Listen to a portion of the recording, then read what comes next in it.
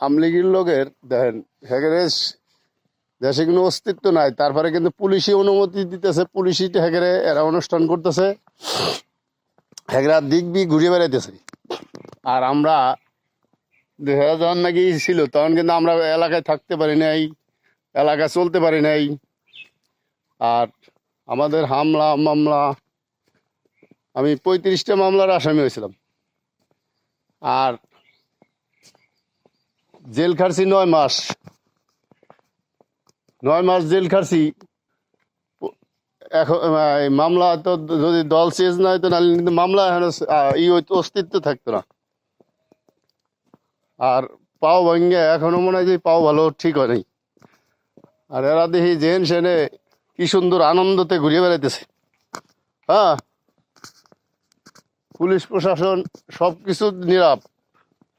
আমাদের স্বরাষ্ট্রমন্ত্রী উনি এদিকে খেয়াল করতেছেন কিনা জানি না।